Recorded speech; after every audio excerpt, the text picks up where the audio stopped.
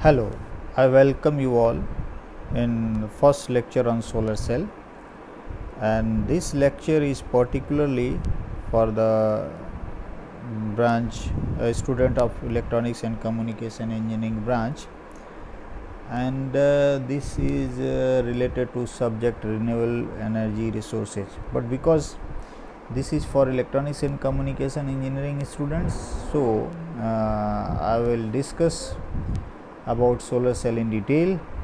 And as an introduction, we can say a solar cell is a device.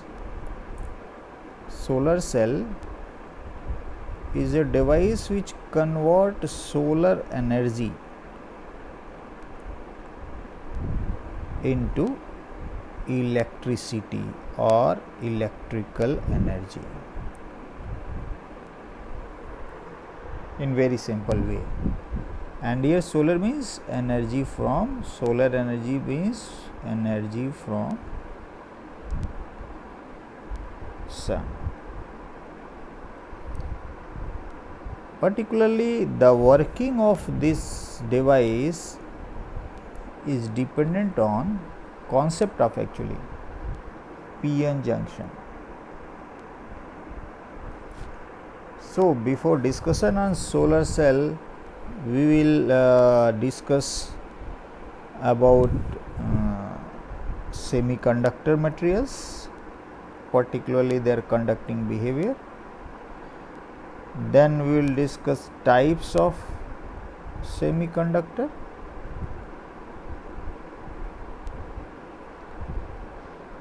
and then we will discuss p-n junction.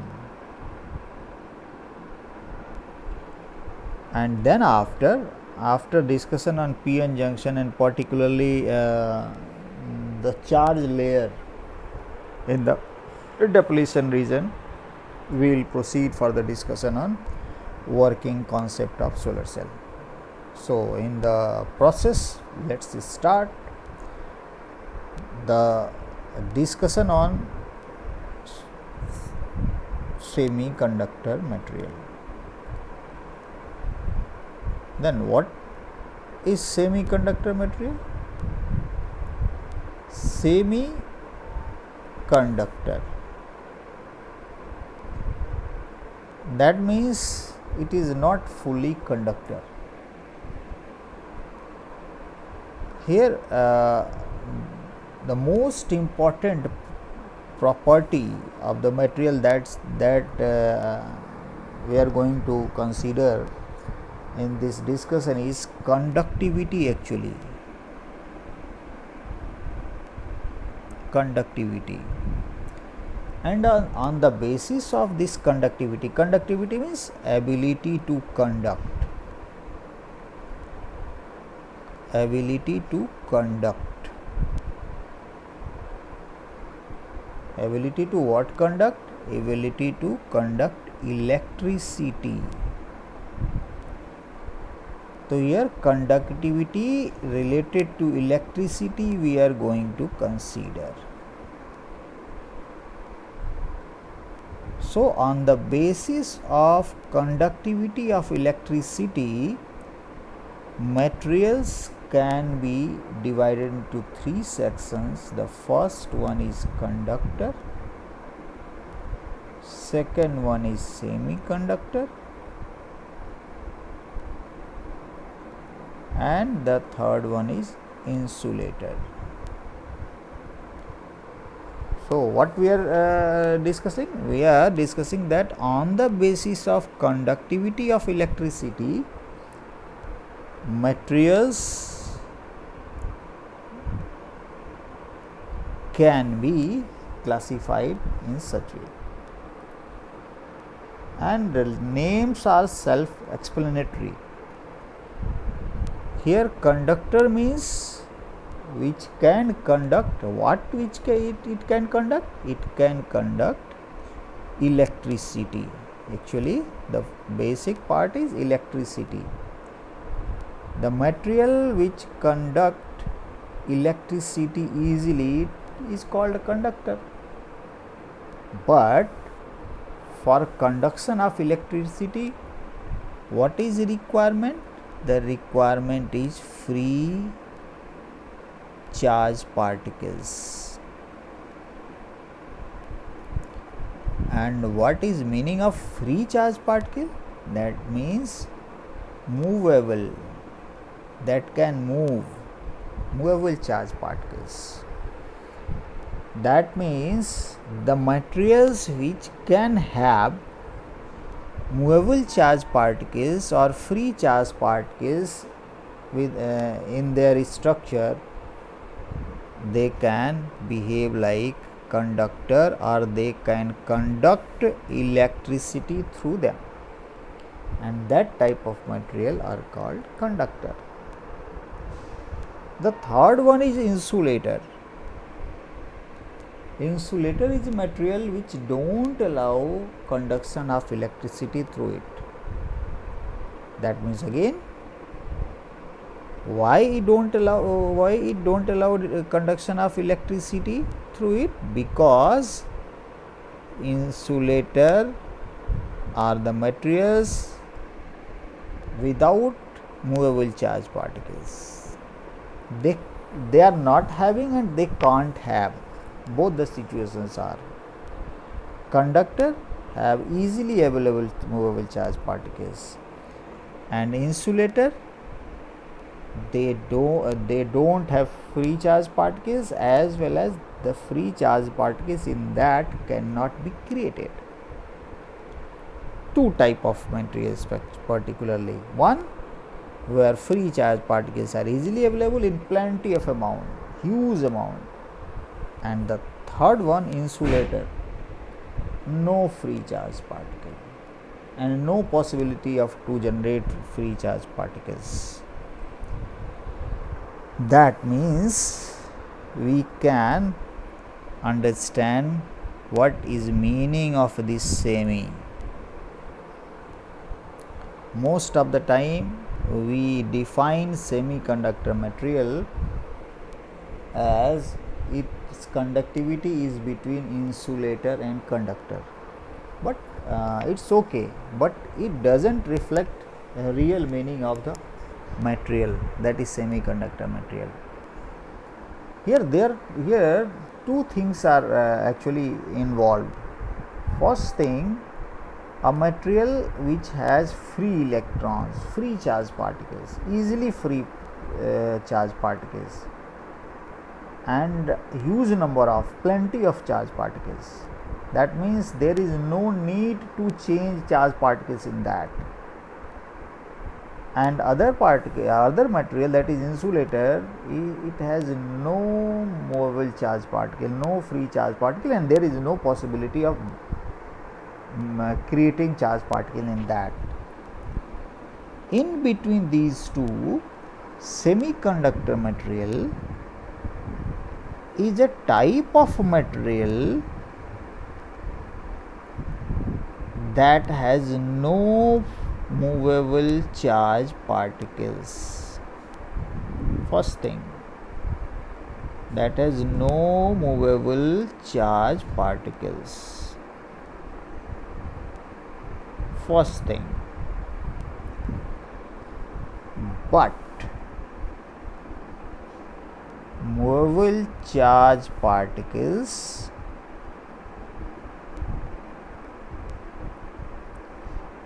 can be created. This is most important part. Can be created.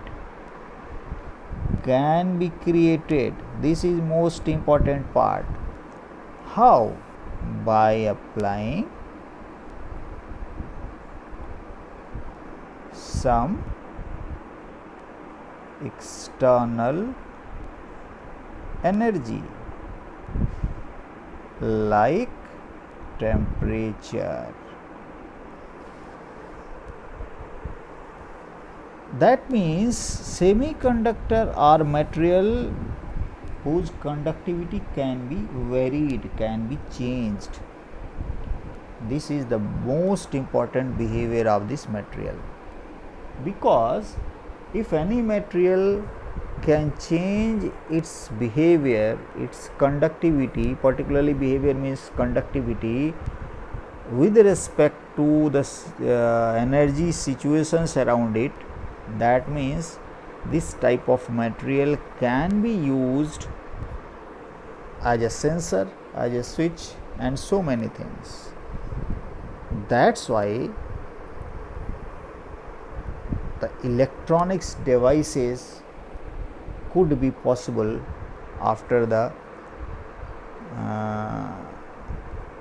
use of this behavior of semiconductor materials. So, let's start discussion on semiconductor material.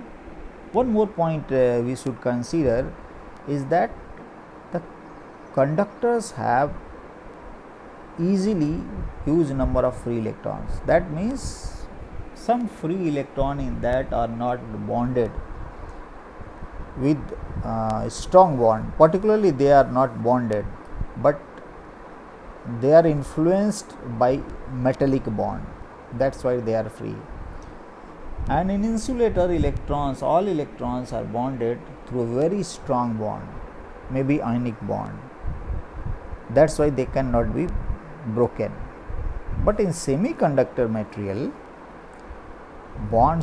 electrons are bonded, all electrons are bonded. That means all electrons are stabilized, but they are stabilized with very weak bond. That means their stability is not good. It can be disturbed by applying some energy, some particular amount of energy particularly. That means their bond can be broken easily by applying some particular amount of energy. So, our discussion will proceed with these assumptions and with these points that semiconductor material can generate in semiconductor material movable charge particles can be generated easily because the electrons in semiconductor material are bonded through covalent bond or weaker bond. So, suppose we consider a semiconductor material that is silicon, and in its outermost cell, silicon has 4 electrons. Why we generally consider in our discussion outermost electron or valence electron? Because here we are going to consider only the conducting property, electricity conduction of material, and that is related to availability of charge particle, free charge particles, and that means that is related to the breaking of bonds that are associated with electrons. So, the first electron that can be freed from the material will be valence electron. That's why in every case when we go for discussion related to conduction of any material, we focus on valence electrons. In the same way, here in this discussion also we will consider the outermost electron, and outermost electron of silicon, a particular silicon, will be bonded with other 4 silicon atoms like this in 3-dimensional view. In 3-dimensional view means on 3 sides silicon is around it, particular silicon is bonded with 4 other silicon atom. That means there will be material and all silicon atom will be associated with other silicon atom. Like this particular silicon atom is bonded with other silicon atoms, 4 other silicon atoms like this. Then again it can be bonded like this.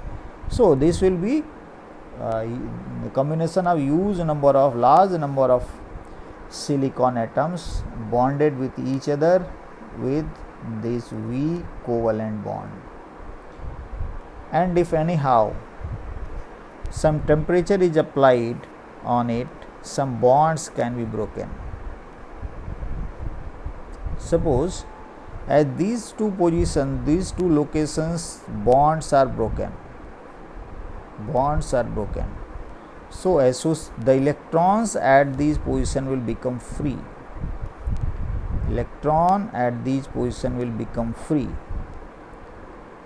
So these electron will be called free electron.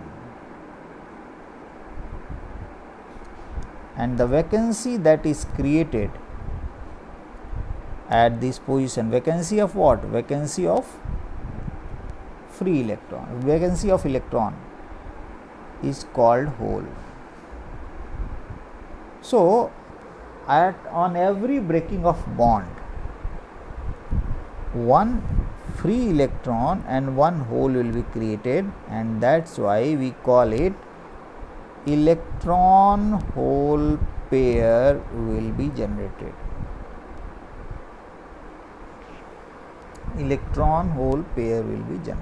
We say like this.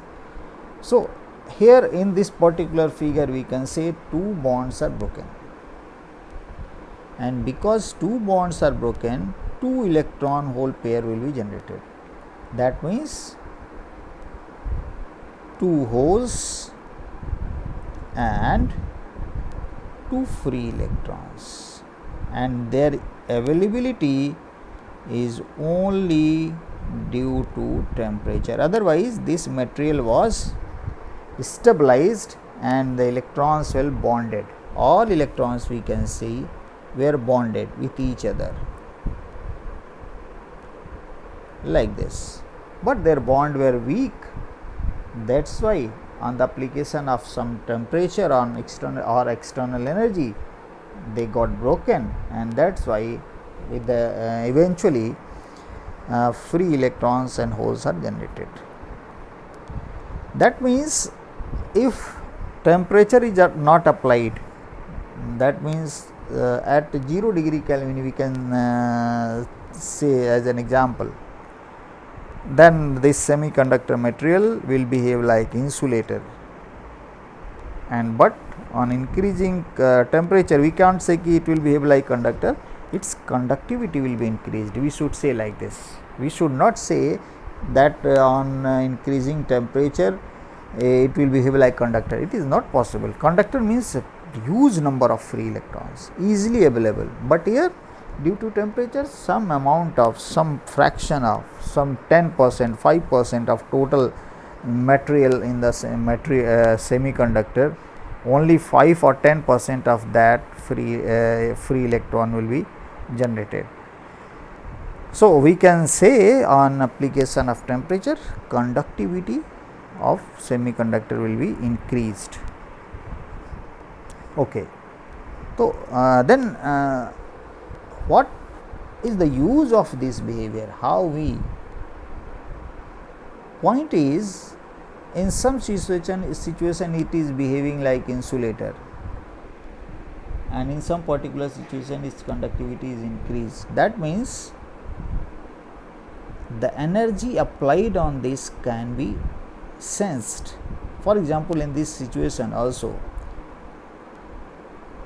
if temperature or any energy is not applied, that means this particular material will behave like insulator. For example, suppose it is just an example. Suppose I have a semiconductor material and I apply some voltage source across it, and if it is at some very low temperature, suppose 0 Kelvin, that means in this situation there will be no current,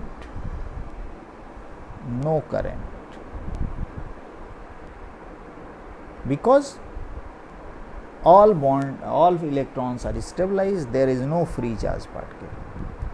But if temperature is increased, suppose it is 300 Kelvin, room temperature, suppose 3 bonds are broken. 3 bonds are broken means 3 holes at different positions associated with 3 free electrons will be created. Now if we apply battery or voltage source, all free electron will be attracted towards battery and will move from right to left, and all hole will move from left to right. And so there will be current from left to right because of three holes, plus because of 3 electrons. This will be total current through this. That means if we use a semiconductor material like this, so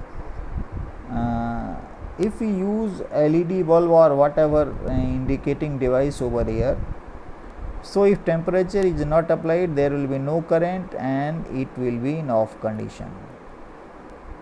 And when temperature is applied, T equal to 0 Kelvin, in case when T equal to 0 Kelvin, it will be in off condition, and when T equal to at room temperature, this particular will be in on condition. In that way, we can sense that heat or any temperature is applied on semiconductor material or not. That means it can be used as a sensor, or it can be used to sense any outer energy. The next point is, we have to increase, if we have to increase conductivity of semiconductor material, then in that case application of temperature is not sufficient. So there should be some mechanism, with the help of that we can control, we can vary, we can change the conductivity of this material. Temperature will not provide sufficient variation, sufficient range actually. So the concept of doping came into the picture. Doping of foreign, or we can say impurity, in semiconductor material. For example, if we have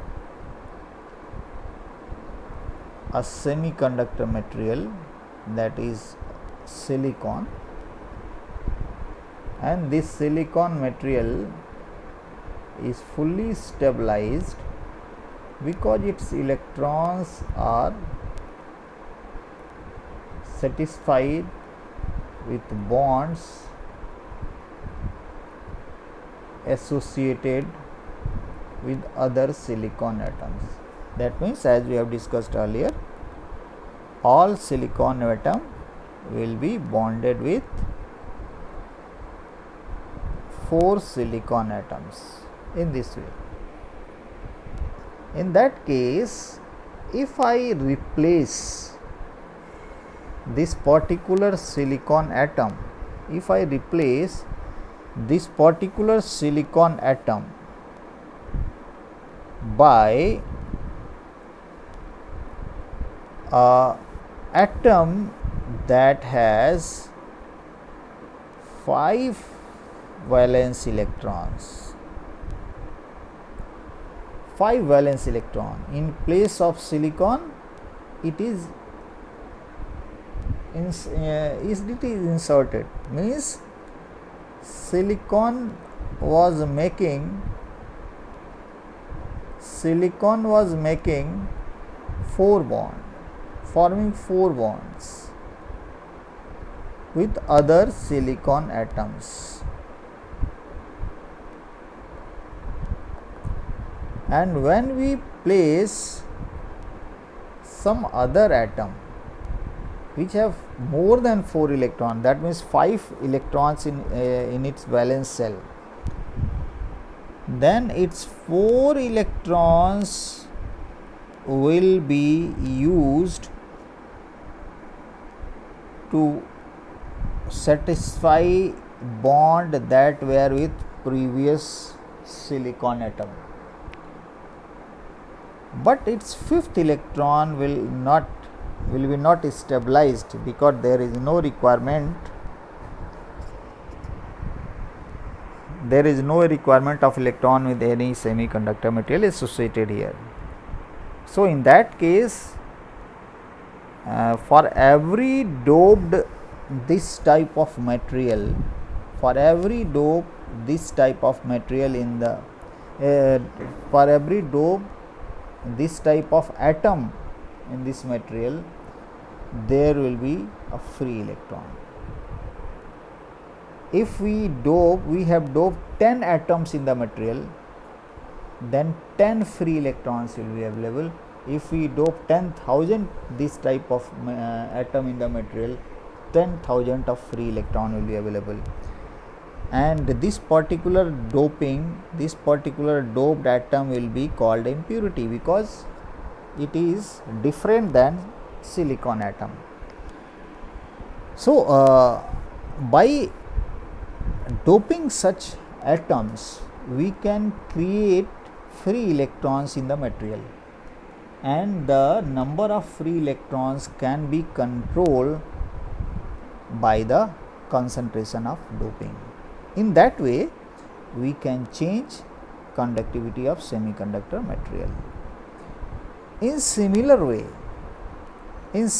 way, if I am going to replace a silicon atom in the material with some atom that has only 3 electrons in its outermost. For example, suppose I have a silicon material, and in silicon material I replace this particular silicon atom by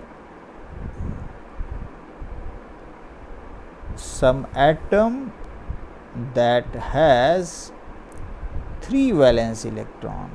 I am mentioning by 3 because it will intimate us that has 3 valence electron. That means its 3 valence electron will satisfy the 3 bonds that were associated with the silicon, but 4th space that was vacant by the silicon cannot be fulfilled, and then due to this vacancy, conduction of charged particle in this material will be possible. How it will be possible? For example, an electron at this position associated with this particular silicon shifted to this vacancy to get better stability, then this particular bond will be satisfied and this position will be filled, but in place of that a hole will be created at, for example, position B. That means we can say bonded electron. The important point to be noted here is that the bonded electron from the position B is shifted to the vacancy, that is hole, to the at the position A. Eventually the hole is created at position B. In this way we can say there is movement of bonded electron from B to A. Bonded electron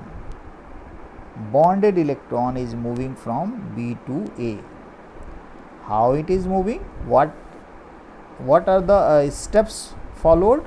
The first one, breaking of bond. First of all, the bonded electron at position B left its bond position, that means breaking of bond, and then making of bond, forming of bond. That means that bonded electron shifted to position A. That means if we create holes in or such vacant position in material, then movement of electrons will be possible, or partially we can say movement of these holes will be possible. That means the movement of electron, that means this is type of conduction of electron or conduction of electricity, and in that way we can say conductivity of semiconductor material is increased. And then this type of doping or this type of adding foreign material is called impurity, and this impurity is creating holes in the material. So there are two types of doping generally used. The first one, the material, the doping of atoms with 5 valence electrons, this one particularly, and it create a free electron for every doped atom, and in that case by doping we create free electrons. And when we dope atom with 3 valence electron, we create hole in the material and we increase conductivity. So because doping by doping of atom with 5 valence electron, we are increasing negative charge particles, that is free electron, negative charge particle, negative. And for negative, that's why it is called N-type semiconductor material. Means a material that is doped with 5 atoms with 5 valence electron are called N-type semiconductor material, because they are increasing negativity, negative charge particle, that is free electron. And similarly, because on the doping of atom with 3 valence electron, creating vacancy of electron, that means hole, and if electron is treated as negative charge particle, then its vacancy should be created as positive charge particle. And because by this doping positivity or positive charge particle is increased, then this type of impure material will be called P-type semiconductor material. In this way, we can classify semiconductor material as semiconductor material can be classified in two parts. The first one is intrinsic, that is pure, and the second one is extrinsic, that is impure. External material, external atom plus intrinsic, that is extrinsic. And extrinsic is also of two types, as we have seen, P type and N type.